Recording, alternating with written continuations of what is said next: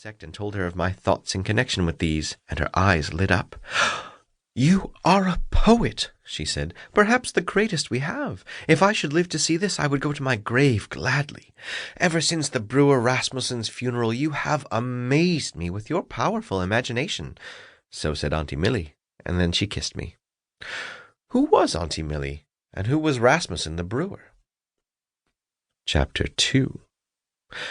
We children always called our mother's aunt Aunty. We had no other name for her.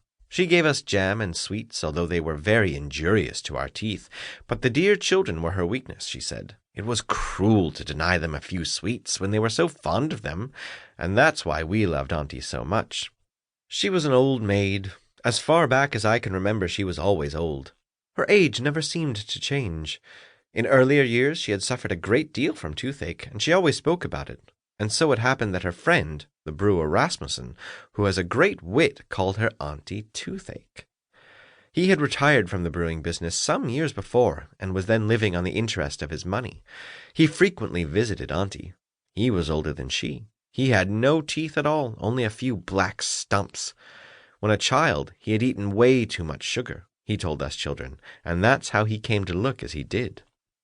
Aunty could surely never have eaten sugar in her childhood, for she had the most beautiful white teeth. She took great care of them, and she did not sleep with them at night, said Rasmussen the brewer. We children knew this was said in malice, but Aunty said he did not mean anything by it. One morning at the breakfast table, she told us of a terrible dream she had had during the night, in which one of her teeth had fallen out. "That means," she said, "that I shall lose a true friend." "Was it a false tooth?" asked the brewer with a chuckle. "If so, it can only mean that you will lose a false friend." "You are an insolent old man," said Aunty, angrier than I had seen her before or ever have since. She later told us that her old friend had only been teasing her. He was the finest man on earth, and when he died he would become one of God's little angels in heaven. I thought a good deal of this transformation, and wondered if I would be able to recognize him in this new character. When Aunty and he had been young, he had proposed to her. She had settled down to think it over, had thought too long, and had become an old maid, but always remained his true friend. And then Brewer Rasmussen died. He was taken to his grave in the most expensive hearse, and was followed by a great number of folks, including people with orders and in uniform. Aunty stood dressed in mourning by the window, together with all of us children, except our little brother, whom the stork had brought a week before. When the hearse and the procession had passed and the street was empty, Aunty wanted to go away from the window, but I didn't want to. I was waiting for the angel, Rasmussen the brewer. Surely he had by now become one of God's bewinged little children and would appear. "Aunty," I said, "don't you think he'll come now? Or that when the stork again brings us a little brother, he'll then bring us the angel Rasmussen?" Aunty was quite overwhelmed by my imagination and said, "That child will become a great poet." And this she kept repeating all the time when I went to school, and even after my confirmation, and yes, still does now that I am a student.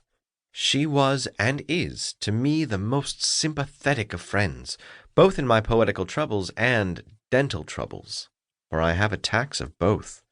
"Just write down all your thoughts," she said, "and put them in the table drawer. That's what Jean-Paul did. He became a great poet, though I don't admire him. He doesn't excite one. You must be exciting. Yes, you will be exciting." The night after she said this, I lay awake, full of longings and anguish, with anxiety and fond hopes to become the great poet that Aunty saw and perceived in me. I went through all the pains of a poet. But there is an even greater pain, toothache, and it was grinding and crushing me. I became a writhing worm with a bag of herbs and a mustard plaster. "I know all about it," said Aunty. There was a sorrowful smile on her lips, and her white teeth glistened. But I must begin a new chapter in my own and my aunt's story. Chapter 3. I had moved to a new flat and had been living there a month. I was telling Aunty about it. I live with a quiet family. They pay no attention to me, even if I ring 3 times. Besides, it is a noisy house, full of sounds and disturbances caused by the weather, the wind, and the people. I live just above the street gate. Every carriage that drives out or in makes the pictures on the walls move about. The gate bangs and shakes the house as if there were an earthquake.